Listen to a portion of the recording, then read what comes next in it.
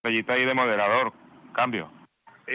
No, es que un amigo, Liefer, es que no leí bien, no cargaba los lentes, me pidió que explicara lo de por qué implosionó la Unión Soviética, el socialismo soviético. Y ese es un tema, le dije yo casi en broma, que se necesita horas para explicarlo, pero puedo hacerle un resumen también de 10 minutos. Pero quería saber si se lo iban a calar los 43 víctimas que hay ahorita en el canal. Entonces Odín me abandonó. Señor Anchesky, eso van a ser 10 minutos de placer. Solamente oír su historia de vida en forma resumida, bueno, es increíble lo que usted ha vivido. Así que, por mi parte, ándele, cambio. Bueno, entonces mire, resumidamente, es imposible explicar el fin de la Unión Soviética, el final del comunismo soviético, sin explicar el principio del comunismo soviético y el desarrollo del comunismo soviético. Y eso tiene que ver con 70 años de historia mundial. Son 70 años donde una revolución allá en el lejano febrero de 1917 liquida el zarismo y a los 7-8 meses, en lugar de quedarse en una etapa de democracia burguesa como aspiraba el gobierno Kerensky, los bolcheviques toman el poder a nombre de los soviets, que es la traducción de consejos. El estado de consejos obreros, de soldados y de campesinos revolucionarios asalta el poder, hay una guerra civil de 3 años, y dirigida por el Ejército Rojo, se construye mientras tanto bajo la dirección de Trotsky y gana la revolución su consolidación. Los bolcheviques no querían construir el socialismo en Rusia, querían era el socialismo mundial, porque el socialismo, decía Marx, no era posible sino en la arena mundial, de la economía mundial. Pero la revolución alemana fue traicionada por la socialdemocracia el año 18, el año 19 y el año 23, en 3 grandes revoluciones, y eso es lo que lleva, más la muerte de Lenin en enero del 24, a que surja un retroceso enorme en el partido ruso, que sencillamente abandona el proyecto de revolución europea y mundial, y sale lo que se llama la teoría del socialismo un solo país, ideada por Stalin y Bukharin, de la derecha del partido, que proponen que el socialismo marchará a paso de tortuga. Y es así como llevan durante 5 o 6 años una lucha contra la izquierda del partido y, digamos, por impulsar una línea de conciliación con el campesinado rico, etcétera. Todo eso se va al demonio. Estoy resumiendo, ¿eh? Todo eso se va al demonio y hay un viraje de Stalin, aventurero completamente, hacia la extrema izquierda con una línea de colectivización forzosa que costó 20 millones de muertos y una industrialización acelerada. Recuerden que el año 28 es el año del crack financiero alemán y mundial, y las economías alemana, rusa, ¿cómo se llama?, de Estados Unidos, Francia, Italia, sobre todo Italia y Alemania y Estados Unidos, igual que la Unión Soviética, se lanzan a una línea de autarquía económica, es decir, habiéndose dislocado el mercado mundial, se produce un proceso de industrialización acelerada y, digamos, y de reconstrucción de la economía, con Roosevelt superando, pues mediante el New Deal, el nuevo trato, digamos, y las grandes obras públicas y la aplicación a fondo del keynesianismo, logran superar la depresión. En Alemania el hitlerismo, y en Alemania y en Italia el fascismo, logran con economías autárquicas a rehacer la industria alemana y el armamentismo alemán, que lleva a la Segunda Guerra. El telón de fondo eran las derrotas del movimiento obrero a manos de una política de la Tercera Internacional sometida a los dictados de Stalin. Stalin, después de esos desastres gigantescos en la economía y en la agricultura, sin embargo, es dada la enorme ventaja de una economía autárquica estatista, logra un crecimiento impresionante de la industria y la construcción de un vasto ejército de 8 o 10 millones de hombres. Esa reconstrucción de esa construcción estatista paralela, nazi en Alemania y comunista en Unión Soviética, lleva el sello de los campos de concentración de Hitler y de los campos de concentración en Siberia para los soviéticos, y la liquidación de todos los opositores y de todos los revolucionarios que hicieron la revolución rusa. Stalin mató centenares de miles de trotskistas, de bucarinistas, de zinovievistas, de kamenevistas, de kirovistas, es decir, todas las tendencias que aparecieron en el partido. En realidad, todas las tendencias que tuvieran que ver con la revolución del 17 y el triunfo de la revolución aquella. Pues bien, llegándose a la guerra mundial, hay el pacto Ribbentrop-Molotov de la Alemania nazi y de Stalin para dividirse Polonia, descuartizan a Polonia y empieza la invasión de Hitler a los Sudetes, al Checoslovaquia y al sur, a Austria, que se la anexa, y con la anexión de Polonia ya es el desarrollo de la Segunda Guerra, que empieza pues en ese año, el 39-40.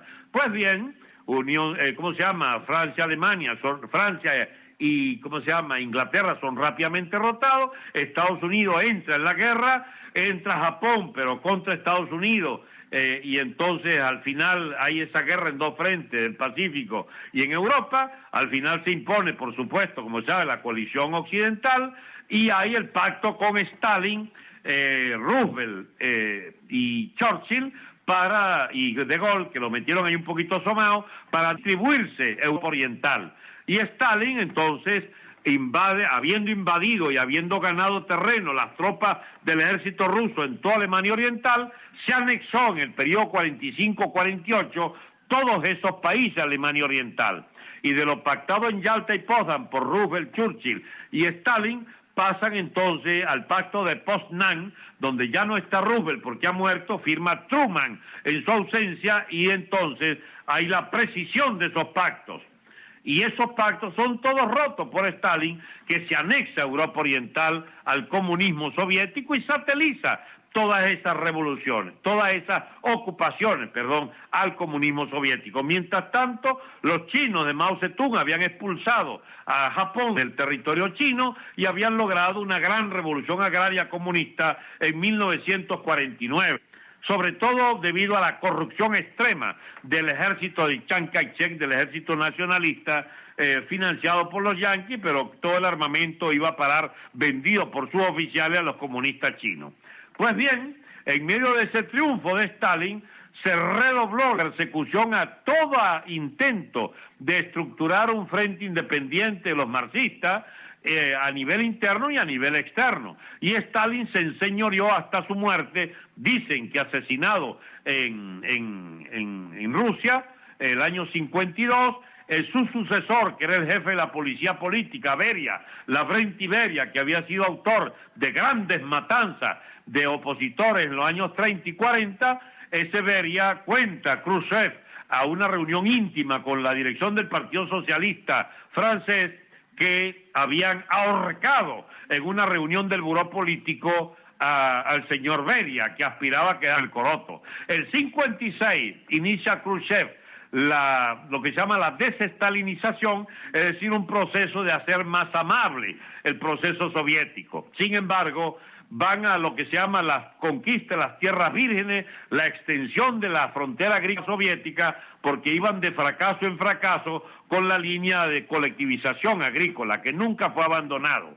Pues bien, a pesar de las grandes conquistas de tierras vírgenes, del saqueo de Alemania Oriental, sin embargo, la reconstrucción de esa economía bajo el modelo estalinista permitió cierta autarquía, de la cual chuleaba Cuba como miembro del Comecon, del Tratado de Asistencia Recíproca firmado en Polonia y también firmado por China, pero China luego ya salió de ese acuerdo con la URSS por la pelea. A partir del año 68, China se embarcó en su propio lío interno de la gran revolución cultural proletaria del señor Mao, que ajustaba cuenta con fracciones opositoras, y los soviéticos, por su lado, sacaron a Khrushchev, que había puesto la torta en la crisis de los misiles cubanos, porque, bueno, los llevó siendo aventurero, como decía Mao, y los retiró como un cobarde, siempre según Mao.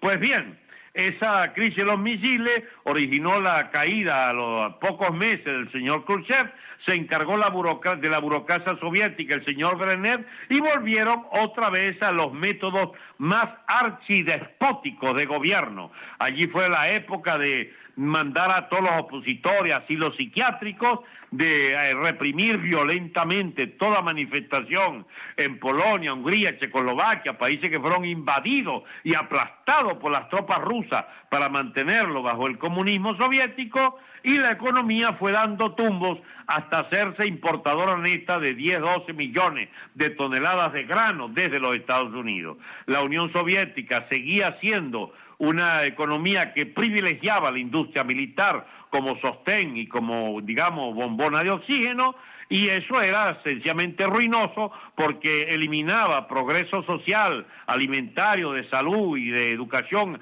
a su propio pueblo en aras de la bendita carrera armamentista con los Estados Unidos, que ganó los Estados Unidos, sobre todo cuando Reagan apretó el acelerador y le impuso unos gastos exorbitantes en lo que se llamó la Guerra de las Galaxias, es decir, la pelea a nombre del espacio exterior por la supremacía que inicialmente en los años 60 había logrado Rusia algunos avances con los primeros satélites y el primer hombre en el espacio, Yuri Gagarin, y después que Estados Unidos se recuperó la misión Apolo, la Luna y todo lo demás, hasta llegar a la época de Reagan. Ya estamos en los 80, donde sencillamente a la Unión Soviética se le impone el pesado fardo de una competencia imposible de sostener.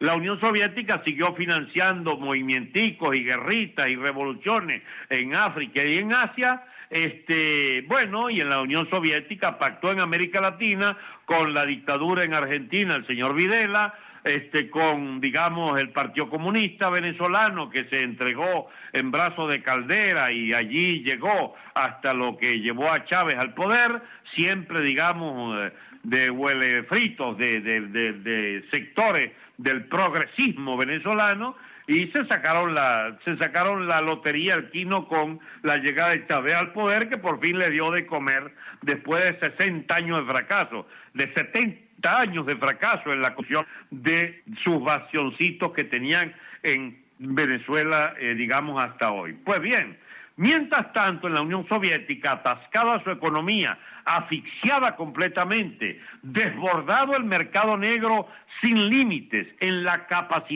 incapacidad absoluta de producir los bienes para su población, y habiendo colapsado todo intento de reprimir ese mercado negro, la Unión Soviética toleraba algunos márgenes de propiedad privada en solares, y llegó el caso de que con el 2% de la tierra privada los soviéticos comían el 90% de sus hortalizas y productos de primera necesidad. Y por esos absurdos como el de la gasolina en Venezuela, por constitución en la Unión Soviética el valor de un kilo de pan era un kopech, es decir, la centésima parte de un rublo, y el rublo era 100 veces un dólar. Digamos, un dólar 100 veces rublo. Eso es decir, que un kilo de pan valía la centésima parte de una centésima de dólar. Eso llevó, por supuesto, a que nunca era suficiente las toneladas, millones de toneladas de grano, porque la harina era convertida en alimento para animales y los panes de las panaderías eran usados para alimentación animal. Pues bien, en medio de esos absurdos, de esas contradicciones, una economía que de golpe la agarraba por fabricar zapatos izquierdos, por fabricar zapatos derechos, había que hacer 3 colas para obtener entonces el par adecuado y del número adecuado, una economía que era capaz de mandar un hombre al espacio, era capaz de lanzar naves fuera del sistema solar, Dios mío, pero no era capaz de producir un par de zapatos de calidad o ropa de calidad. Ese pueblo soviético, oprimido y reprimido hasta más no poder, se obstinó, y obstinándose el partido vio que se le venía encima todo, y entonces intentaron la llamada perestroika, con el liderazgo del señor Gorbachov, que perdió el control del partido y quedó en manos de Yeltsin, el jefe de Moscú, el jefe del partido de Moscú. Yeltsin no pudo tampoco con aquel desorden de país haciéndose caótico, restauran la propiedad privada, se roban masivamente la propiedad pública que pasa a toda clase de mafiosos y pierden todo el control de Europa Oriental porque los propios polacos, que les repito, en los cuales ayudé sistemáticamente durante años y años, desde la migración e incluso en tareas clandestinas en la propia Polonia con el sindicato Solidaridad, logramos la expulsión del comunismo soviético. Ayudó mucho también la Iglesia con la elección del Papa polaco. Por si acaso quieren una anécdota adicional, se las puedo contar todas algún día que tengan tiempo de sobra. Pues bien, el comunismo se derrumba el año 89 porque ya su marca inicial de sistema opresor del pueblo soviético, opresor del pueblo, ¿cómo se llama?, de Europa Oriental, de todos esos países, no pudo resistir la competencia con el capitalismo occidental y ahora generó este híbrido horrendo de lo peor de la burocracia y de lo peor de, digamos, de los sistemas mafiosos que pudieran darse en sociedades capitalistas sin democracia, y dio este fenómeno del KGB, del policía, ¿cómo se llama?, Putin, vendedor de armas, digamos, con un capitalismo en gran ascenso como el chino. Abandonaron toda esa fraseología comunista y solo un imbécil como Chávez y como Maduro pueden creer que la solución rusa sea algo distinto a un capitalismo bestial que comandan burócratas ventajistas y totalitarios en el alma, como Putin y como los chinos, que son una escuela sencillamente para estos aprendices de pacotilla del propio castrismo y de esas economías estatistas casadas. El socialismo se derrumbó por leyes intrínsecas propias designados por el fracaso de una economía inviable y de una sociedad de opresión absoluta inviable, un partido comunista que se hizo añicos en las luchas internas y que había resistido mientras la economía fue algo próspera, pero cuando todo se frenó y la competencia con el capitalismo mundial se hizo inviable, sencillamente explotó por los cuatro costados. Amigos, es lo más resumido que puedo contarles sobre por qué la Unión Soviética se derrumbó el año 89. Y aquellos que habíamos peleado por echar abajo esa mierda de burocracia estalinista, opresora y totalitaria, nos sentimos en la obligación de quedarnos quietos y pelear por otras ideas. Muchas gracias, amigos, por la oportunidad de haber podido explicar. Muchísimas gracias, doctor Franceschi. Disculpe, no sé si lo pisé, pero ¿quiere que abra el canal si alguna pregunta de la audiencia? Dele, la política es un vicio. Dele.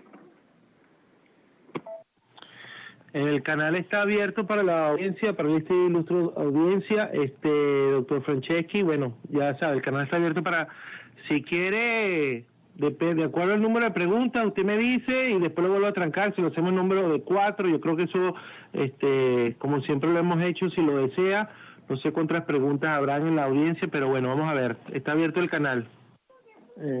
Solamente intervengo para darle las gracias al doctor Franceschi. Muy agradecido, doctor Franceschi, por esa clase de política que solamente usted sabe. Cambio. Gracias, doctor. Bueno, de verdad, una clase magistral. No quería hacerle ninguna pregunta. Quería saber si no le importaba contarnos nos habló del Papa. Gracias. Buenas noches, doctor Franceschi. Excelente intervención, pero yo tengo una inquietud. Quisiera saber qué piensa usted sobre los dirigentes estudiantiles que reportó el gobierno de Colombia para acá, para Venezuela, y se los entregó al gobierno de Maduro. ¿Qué opina usted sobre estos dirigentes estudiantiles que ahora están detenidos en el SEBIN? El canal lo acaba de cerrar, doctor Franceschi, si usted quiere responder esa pregunta. Bien, empecemos por lo que quería la amiga que le contara sobre la cuestión polaca. Mire, la pobre Polonia, que es una nación eslava de, no sé, 60, 70 millones de habitantes, ellos tuvieron algo así como 20 años de república, 20 años. Y allá, un par de siglos atrás, un ducado de Varsovia que fue más o menos independiente y dominó incluso tierras ucranianas durante medio siglo, no sé. De resto, durante siglos y siglos y siglos, fue tierra ocupada por Alemania, por los imperios ricos o por el imperio ruso-eslavo. Eso determinó que, a diferencia de la población rusa y ucraniana, de religión ortodoxa y copta, que son variantes de cristianismo, bueno, y a diferencia de la línea protestante masiva luterana y calvinista del Imperio Germánico, donde también pues coexistían los católicos, en la zona polaca era una zona católica durante un milenio. Y ese milenio de catolicismo polaco terminó confundiéndose con su propia nacionalidad. Es decir, si eres polaco eres católico, si eres católico eres polaco. Y el refugio de la nación polaca durante siglos de ocupación, el refugio de esa nación que no podía ir libremente, eran las iglesias y en los púlpitos los sacerdotes, los portavoces de ese pueblo oprimido. Entonces, la iglesia sabiamente, cuando ve que viene un proceso de desquiciamiento del comunismo a nivel internacional y a nivel, digamos, de Polonia, resolvió elegir un papa polaco.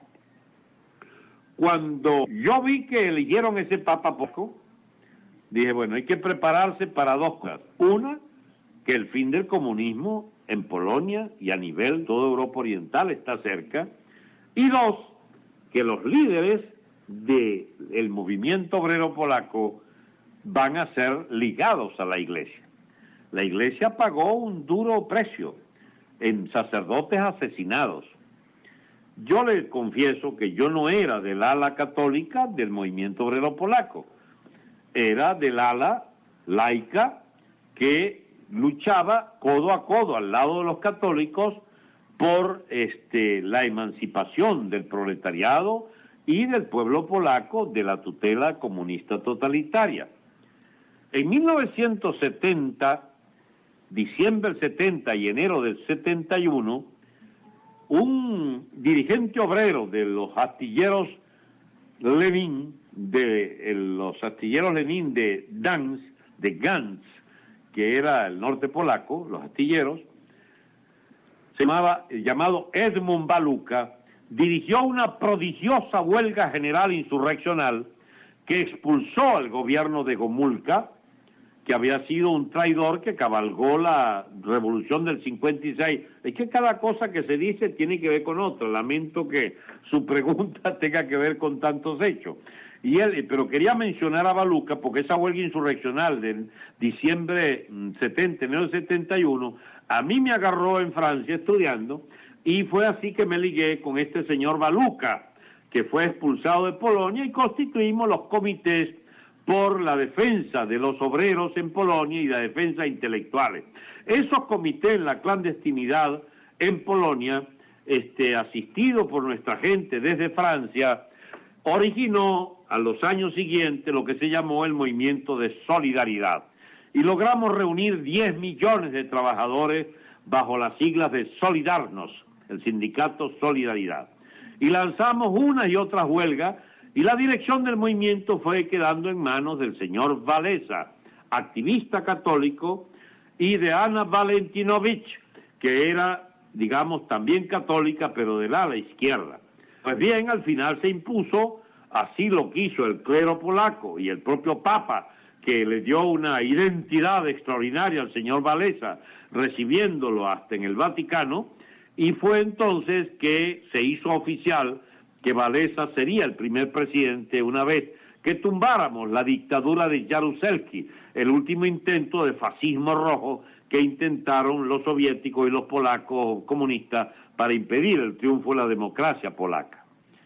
Y fue entonces como la Iglesia fue un factor impresionante de la movilización de todo ese pueblo polaco unido tras sus curas, tras sus sacerdotes y tras sus militantes obreros, detrás de Solidarność, detrás de Solidaridad, para llevar a la expulsión del comunismo de Polonia y ser el ejemplo para toda Europa Oriental y para la propia Rusia, que terminó, la Unión Soviética, perdón, que terminó desmembrándose y cayéndose a pedazos durante el año 89. Y vuelvo a repetirle, fue en esos años, en esos 2-3 años, habiendo ido yo muchas veces a Rusia a contactar intelectuales que recién liberaban de los asilos psiquiátricos, generales como el general Grigorienko, que había pasado, no sé, 20 años en los campos de concentración, habiendo ido a Checoslovaquia, donde hice una gran amistad con la gente de la Primavera de Praga, en particular con el periodista Peter Hall y con el agente de Dubček y Chernik, el que había sido ministro de Relaciones Exteriores, que hablaba 27 lenguas. Una vez lo expliqué yo por ahí, no sé dónde, en una charla, que me tocó el placer de conocerlo, habiendo ido muchas veces a Alemania Oriental, no participado en la organización de la resistencia dentro de Berlín Oriental. Amigos, ¿cómo pueden a mí acusarme de algo que no sea haber peleado por la libertad, aunque fuera con ideas equivocadas? Y ni tan equivocadas, porque queríamos lo mismo que querían los católicos polacos, lo mismo que queríamos los demócratas, que querían los demócratas de Hungría, de Checoslovaquia, de Rumania, y bueno, yo no me arrepiento de haber participado en eso, y dejé de ser, digamos, creyente en utopías socialistas cuando precisamente en los países del este, cuando yo decía que era socialista, me veían como un bicho. Tocó más de una vez defender el absurdo que... Muchísimas gracias a usted, doctor Franceschi. Verdad que sí, bueno, es una carta de historia. Muy placido y muy halagado de que esté aquí con nosotros y que bueno, que haya compartido ese tiempo.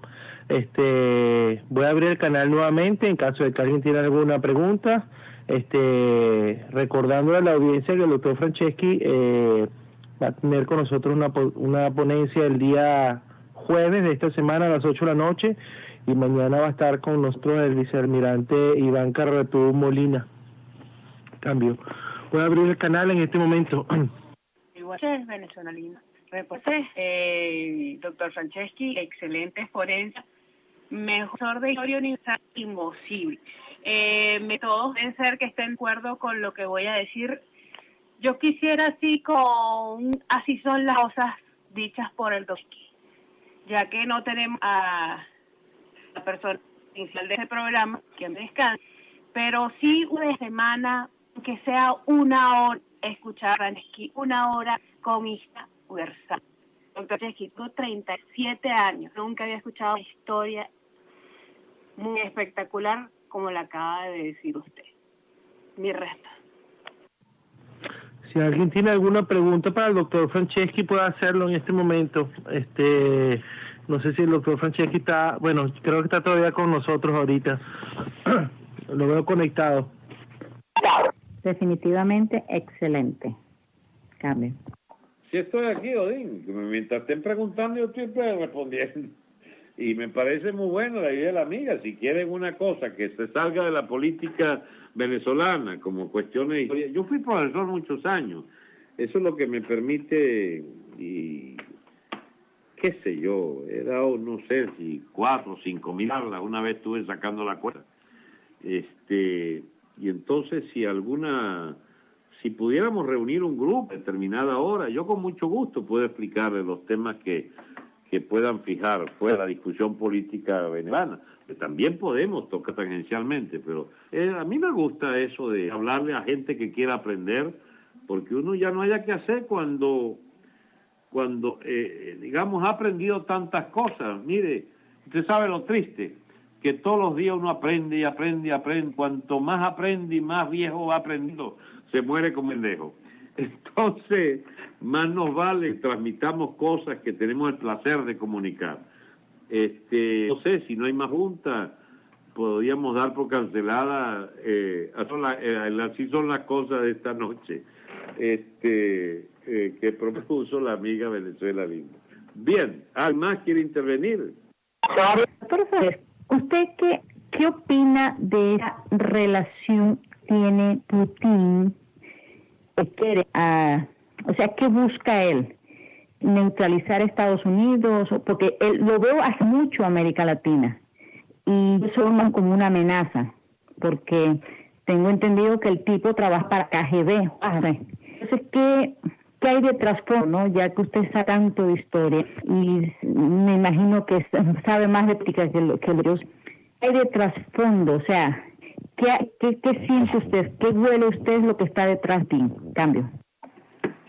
Amiga canceriana, yo no huelo, yo sé lo de Putin. Mire, la burocracia soviética bajo el comunismo era una burocracia gran rusa, es decir, generadora de la fe en la supremacía ética, científica, técnica de la madre Rusia, de la madre Rusia, donde hubo el gran imperio zarista, el imperio de la costa pacífica a la costa báltica, y del, ¿cómo se llama? Y casi el Mediterráneo, aunque se comunicaba con el Mediterráneo por el estrecho del Bósforo, la de Turquía allí, porque bueno, al estrecho Bósforo está en el Mar Negro y 2/3 del Mar Negro eran soviéticos. Pues bien, ese inmenso poder de la burocracia estalinista soviética era dirigido por la KGB, efectivamente, la más tenebrosa, al igual que la Gestapo, de todas las policías del mundo.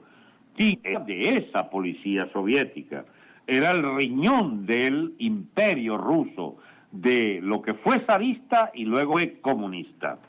Cuando Putin, tome el poder, el ala Putin, resuelve un tema que no es posible resolverlo de otra manera, que es que la mafia rusa, que quiere el imperio ruso, la dominación rusa sobre todas las tierras que rodean la zona de influencia rusa, al propio tiempo querían ser los propietarios de la economía nacionalizada, apropiada indebidamente por esa mafia gigantesca, al mismo tiempo responder a los intereses de la derecha rusa, de los nacionalistas a ultranza rusos, y al propio tiempo, por saltaran condicionantes, ser el partidario de un gobierno fuerte, tiránico, que de alguna manera tuviera algunos escapes democráticos a tolerar el desorden ruso que se hacía imposible de contener, y ese caos fue remediado en una buena medida por la instauración de ese sistema, una especie de chavismo ruso, donde el Putin tuvo la astucia de poner un primer ministro que es un acólito de él, llamado el Medvedev, que se turna con Putin cada 5 años. Uno es presidente, el otro es primer ministro, seleccionado por la Duma, que es el Congreso, de elecciones, con muchas elecciones fraudulentas, compradas y con todos los vicios, pero hizo del liderazgo de Putin un liderazgo fuerte, sólido y con una fuerte burocracia de Estado, heredera de aquella burocracia comunista. Pero empiezo a desmontarle un mito que hay en Occidente. Eso no tiene nada que ver con el comunismo. Ese es un régimen mafioso, nacionalista, de derecha. Y solo un ignorante de 7 suelas, como el señor Chávez, y 1000 veces más ignorante aún, como el imbécil el idiota Maduro, pueden creer que es algo con el socialismo o algo por el estilo. Nada que ver. Solo que, como ellos representan, Putin y compañía, una potencia nuclear de primera línea, llegue usted a imaginarse lo que era el equilibrio del terror nuclear, donde habían más de 70,000 cabezas nucleares, ¿entiende? 40.000 de ellas eran de la Unión Soviética y 30.000 de Estados Unidos, solo que las de Estados Unidos tenían una mayor eficiencia tecnológica en los portadores, es decir, en la cohetería, donde tampoco ellos se quedaban muy atrás, porque la carrera espacial lo que era disimular la competencia, la eficiencia de los cohetes. Pues bien, las tecnologías misilísticas norteamericanas terminaron siendo mucho más eficientes, de mayor rapidez, y en la capacidad de terror nuclear fue acompañado entonces por las bombas neutrónicas, por las bombas de partículas y el escudo misilístico, lo que se llamó Guerra de las Galaxias, y eso originó que la Unión Soviética no pudiera ya competir en ese terreno de altísima tecnología por el atascamiento de su propia economía. Recuerde que la Unión Soviética, el 70% del presupuesto era para la industria militar y tenía maravilla tecnológica como algunas de los variables COIES ultramodernos, por esto los de desecho y los de menos tecnología fueron los que los que compraron, los que le vendieron a Chávez. Los de más alta tecnología son de la exclusividad de la aviación soviética, dos de los cuales vinieron por allí a recoger unos componentes en estos días, temieran que después de la muerte de Chávez pudiera caer en manos de un gobierno de irresponsables y malapagas.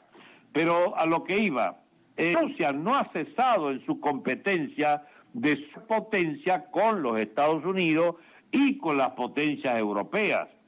Ellos conservan su criterio. Acuérdense que antes de llegar al comunismo, Rusia participó en guerras contra otros imperios occidentales. Acuérdense que la Primera Guerra Mundial de Rusia, aliada del imperio austrohúngaro contra el imperio, de Inglaterra, contra el imperio alemán.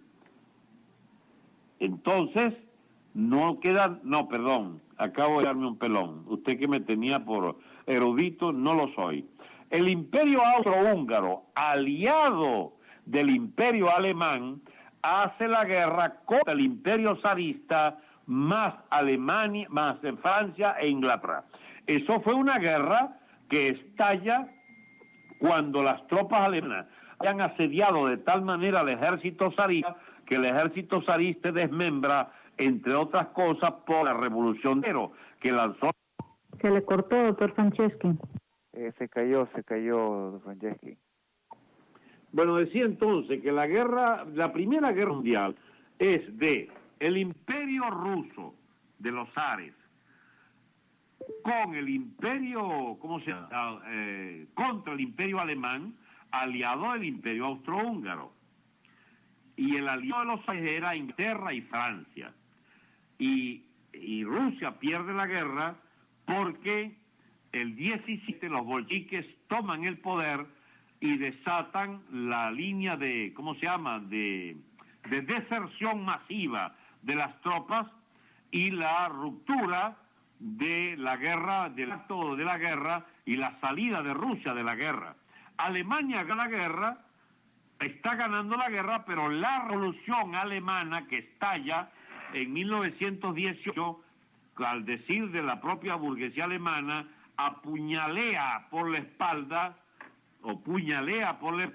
a la potencia alemana. Y entonces hay el rumbe alemán que finalmente pierde. La intervención norteamericana, la de Francia y de Inglaterra, ganó esa primera guerra.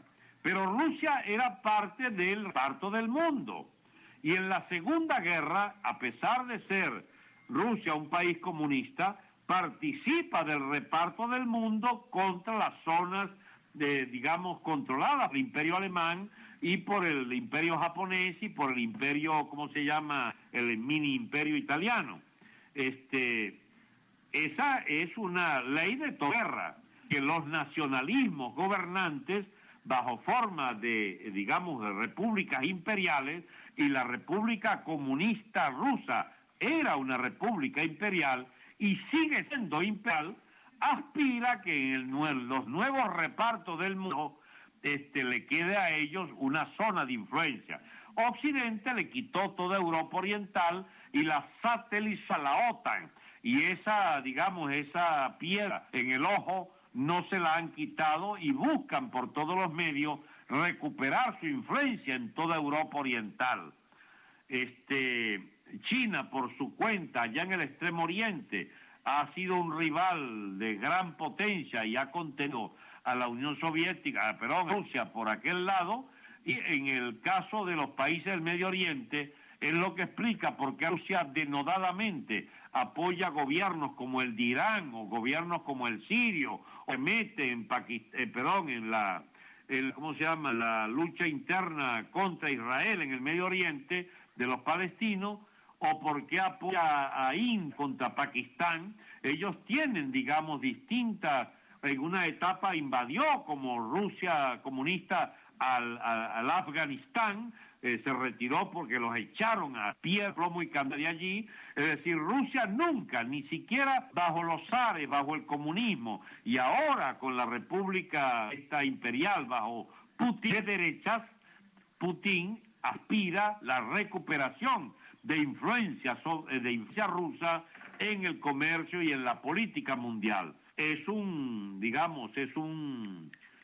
liderazgo fuerte, ha logrado sacar algunas de la debilidad del liderazgo norteamericano. Ustedes saben que los norteamericanos tienen una etapa de decadencia muy peligrosa para los intereses de, su propia nación, y para los latinoamericanos, que éramos parte de la zona dólar y de la influencia fuerte de Estados Unidos, que al ser una potencia global y al tener que defenderse en el Pacífico, en Australia, en la India, en Pakistán, en Afganistán, en Siria, o en Turquía, y en Irak, de donde tuvo que salir, en los países árabes, en la zona norte, en Egipto, etcétera, en lo de Libia.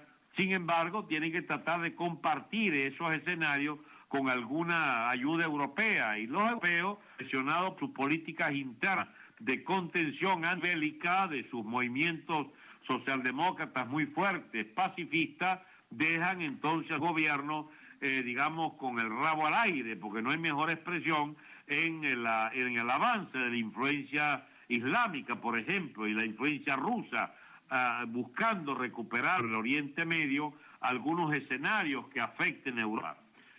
En ese escenario mundial, el gobierno Putin trata de arrancar influencias sobre su periferia inmediata, vuelve a tratar de recuperar zonas de población rusa mayoritaria que quedaron en la zona ucraniana, bajo réplica ucraniana. Ha venido manteniendo el gobierno bielorruso de un déspota ya, sido a Chávez en ese país, y ha logrado mantenerse, en la frontera sur con aliados en las que eran las repúblicas islámicas bajo el imperio zarista y bajo las zonas de influencia zarista y zonas bajo el comunismo, que ahora son repúblicas independientes donde hay también alguna influencia norteamericana, pero ellos se debaten por conservar la influencia rusa. Por ejemplo, Chechenia, Putin acaba de amenazar a la república al Califato Islámico integrista, la gente del Al-Sami, allá en el oriente de Al-Qaeda, que quisiera penetrar contra Rusia en la guerra de Chechenia. Putin lo acaba de amenazar nada más y nada menos con bombardearlo con bombas nucleares si se les ocurre ir a echarle vaina ya a la República de Chechenia, que es musulmana pero está bajo una opresión rusa absoluta. De manera que el mundo sigue siendo el que fue. Es una porquería, ya lo sé, como decía el señor Discépolo en su tango.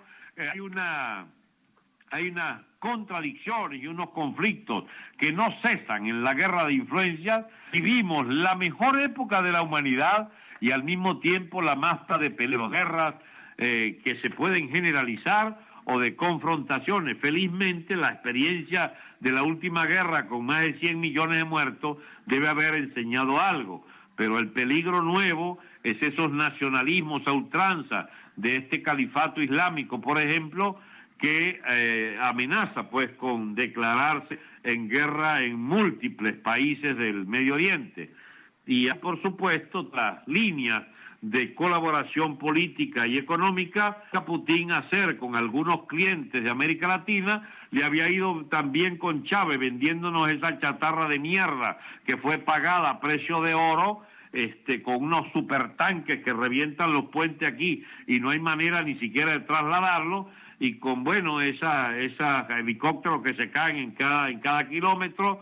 Bueno, pero Chávez los pagaba y hay una deuda enorme que hay que honorar o desconocer en un futuro régimen. Pero su pregunta era, ¿qué hace en América Latina? Bueno, Putin gana aliados en el patio de Estados Unidos, así como Estados Unidos ha ganado aliados en el patio ruso de la frontera esta sur de Kirguisia, Uzbekistán, Armenia, Georgia. Son territorios antes soviéticos donde ahora hay una fuerte influencia norteamericana. Hay una presencia americana en Afganistán, no lo olvide, y hay una presencia también en el vecino Pakistán, muy fuerte de Estados Unidos. De manera que, y Turquía, que es país fronterizo de hecho a la Unión Soviética, por el mar, ¿cómo se llama? El Mar Negro, ¿cómo se llama? De frontera. Desde Turquía había todos unos misiles apuntando a Moscú, que fue lo que logró Khrushchev cambiarlo por los misiles que tenían en Cuba y que impidió que no hubiera la guerra de 1962 que amenazó con la hecatombe nuclear. Voy a aprovechar para contarles una anécdota, ya que estoy de despedida de esta charla improvisada y, ¿cómo se llama?, y absolutamente involuntaria de hoy, con una anécdota sobre lo que significó la presencia de Castro a la cabeza del liderazgo cubano y lo que fue el siniestro, digamos, complejo histórico de este tonto de capirote, de este genocida llamado Chávez, que nos metió de cabeza de la mano de Fidel Castro en su circuito de opresión política y de manipulación de nuestra riqueza para sostener esa inmunda burocracia de 2 millones de vagos del Partido Comunista Cubano. Quería asomarme a esa ventana histórica que fue la crisis de los misiles de octubre de 1992, cuando Kennedy era presidente de los Estados Unidos y el secretario de Defensa era un señor llamado Robert McNamara, que por cierto hizo un desastre gigantesco como jefe de esa casa del Pentágono norteamericano, porque fue el que aconsejó a Kennedy y a Johnson el incremento incesante de tropas en Vietnam del Sur, que comprometió a Estados Unidos en una guerra absurda que terminó en una derrota política, no militar. Estados Unidos hubiera podido borrar del mapa a Vietnam con 2 o 3 bombas nucleares. El problema es que no podía porque no se valía. No puedes tú ganar un conflicto militar, digamos, con unas limitaciones internas como las que tenía Estados Unidos, que fue maniatado por su propia población para impedirles que siguiera esa guerra, y que fue lo que ocasionó que Johnson no se presentara a la reelección y el señor Nixon cayera, producto del escándalo Watergate el año 72, pero en realidad víctima de la conducción de la guerra de Vietnam, que trató de ganar y tampoco pudo, pero de la cual felizmente desenganchó mediante los llamados Acuerdos de París, que se firmaron con la presencia de Henry Kissinger, al tiempo que pactaba con China también, con la misión Kissinger y la propia Nixon para pactar con una paz duradera que dura hasta hoy con la China de Mao Zedong. Y después de Mao Zedong se mantuvo. Pero le decía lo de la crisis de misiles del 62, el secretario de Defensa del Pentágono era el señor Robert McNamara. McNamara, cuando termina la guerra, de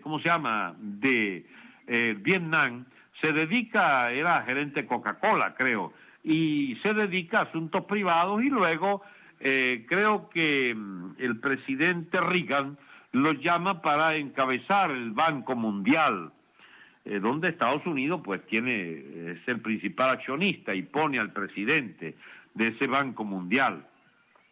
El señor McNamara cuenta en una larga entrevista en HBO y yo lo vi hace 2 años y sencillamente quedé helado como él quedó, con la siguiente anécdota. Cuenta McNamara que por esas obligaciones de Estado le tocó ir a Cuba. Y entonces Fidel pues quiso reunirse con él. Había sido del otro lado de la barricada el que podía disparar misiles nucleares contra Cuba, Cuba contra Estados Unidos, solo que el botón nuclear estaba aún bajo control soviético en Cuba. Y entonces en esa conversación larga se anima el señor McNamara, y es lo que cuenta en su entrevista en HBO. De repente le pregunta: señor Castro, la verdad, señor Castro, dígame, ¿usted hubiera sido capaz de apretar el botón nuclear contra los Estados Unidos? Y en fracciones de segundo, cuenta McNamara, Fidel le dijo: claro que sí, claro que iba a apretarlo. Y le pregunta a él: pero usted no sabía, señor Castro, que Cuba en represalia iba a desaparecer sencillamente. Sí, pero también hubiera perecido el imperio norteamericano y la humanidad podía, con lo que quedara, vivir lo que pudieran, pero sin la hegemonía yanqui en el mundo. Dice el señor McNamara que un escalofrío le recorrió su cuerpo y a los pocos minutos terminó la entrevista. Amigos, el asesor del pequeño truán que dirigió Venezuela durante 16 años es esa plasta de mierda cacalitroso cubano, el señor Castro, hegemón, dictador totalitario de esa pobre isla miserable, que era capaz de desatar una guerra termonuclear y de ver desaparecer su isla con tal de cumplir el cometido idiota de mantener la ideología de su revolución como revolución antiimperialista y capaz de hacer daño a los Estados Unidos.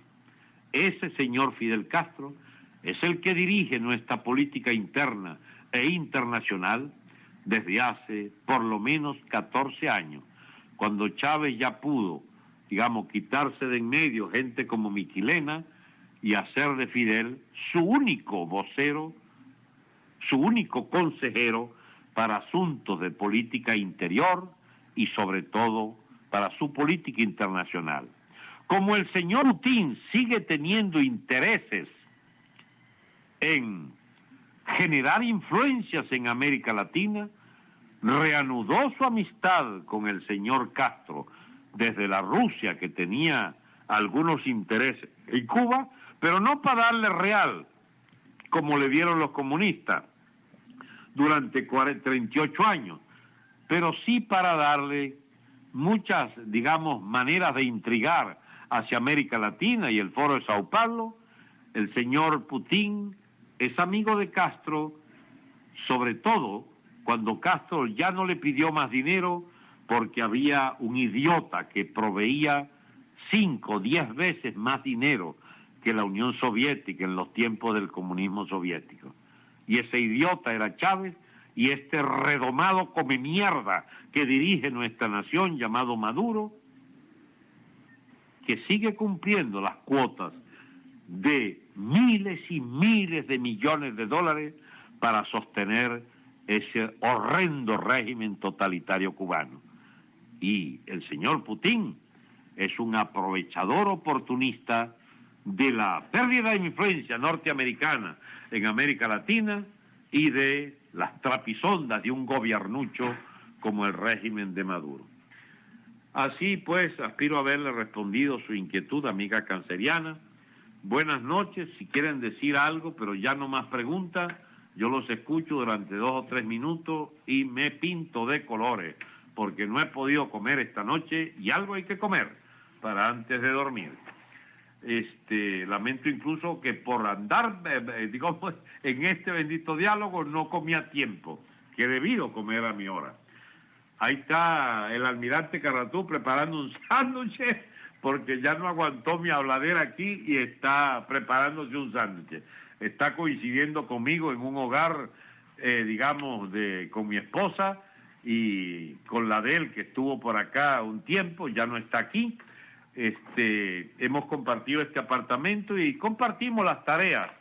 Eso le parece a algunos canallas como una cuestión muy inadecuada, pues, que no solo seamos amigos, sino que compartamos techo y el exilio, que es duro, así sea lleno de satisfacciones al contar con gente como ustedes que nos oyen y nos aprecian, pero con esto quería dar por clausurada esta charla improvisada y, y no programada de la noche de hoy. Muy buenas noches, cambio y fuera, me quedo 2-3 minutos para oír si tienen algo que decir o alguna urgencia que manifestar, si no, hasta el próximo jueves. Y mañana escuchen al almirante Carratú a la hora convenida. Cambio y fuera. Muchas gracias, doctor. Y la verdad es que ha sido un día muy bueno hoy, un día muy bueno, fructífero, con la educación que nos ha prestado hoy. Muchas gracias de nuevo. Cambio. Jodín, abre el canal, por favor. Cambio. Yo de verdad estoy muy halagado de tenerlo por aquí, doctor Franceschi. Yo sí le tengo una pregunta, pero bueno, la dejaré para la próxima, para el jueves, pero para que la tenga ahí presente, quería solamente preguntarle a ver si Venezuela pudiese hacer algo como el Tratado de Javara que hizo Hitler con los judíos en el año 33, si Venezuela pudiese hacer algo así. Pero bueno, lo dejaremos, que descanse y que pase buenas noches. Voy a abrir el canal. Y gracias por estar aquí, doctor Franceschi. Bueno, me resta decirle gracias, doctor Franceschi, y bueno, buen provecho. Y la verdad que usted es un libro abierto, es una enciclopedia. Cambio. Y robando hermosas palabras con el doctor Frasnoche. ¿Y que se fueron todo el mundo a comer sándwiches? ¿O qué pasó? Está mudo el canal. Debe ser que están comiendo un sándwichito por ahí. Cambio. Yo creo que logré asustar a mucha gente, Carcerial. Bueno, hasta muy pronto. A ver, si se animan, yo me animo. A mí no me cuesta nada que fijemos, no sé, varias oportunidades por semana para la charla que ustedes quieran sobre lo que quieran. Es la oportunidad también de ponerse al día, de buscar información, de estar, digamos, pendiente de las preocupaciones de la gente. Porque yo aprendí en ese pasado oscuro que esa señora anda por allí desacreditándome. Y de lo que yo no me arrepiento, porque sencillamente me permitió ser militante en la causa de la libertad en 39 países exactamente donde estuve. Pero ese es otro cuento muy largo. Podía contarle de muchos donde estuve y lo que hice. Solo que estaba en otras trincheras, otras ideas, pero siempre la causa de la libertad y de la democracia para las grandes mayorías. Al final de mis días, creo haber logrado los equilibrios teóricos y políticos que me permiten ser útil en cualquier equipo para dirigir nuestra nación. Pero si hay otros mejores, perfectamente estoy a la orden para apoyarlos como un propagandista adicional a ese gobierno. Tengo gente que podía hacerlo igual o mejor que yo, pero que no se pueden decir porque los ponen presos, porque viven allá. Pero en todo caso, ya hablaremos sobre la necesidad de que esa Junta Cívico-Militar de Gobierno tenga gente capaces y cultas a la cabeza para sacar nuestro país de la barbarie. De lo único que estoy seguro, antes de que eso ocurra, es que algunos petinetres que andan por allí queriéndosela dar de sabión y de necesarios y necesarios para esa Junta, se van a quedar con los crespos hechos. Pero me he prometido no rebajar para andar peleando, digamos, con personas que sencillamente tienen interés de calumniar para ver cómo ganan espacio a expensas de uno. Muy buenas noches, no hablo más, me voy, apago esta vaina porque me voy a comer mi sándwich y voy a dormir temprano. Buenas noches, chao.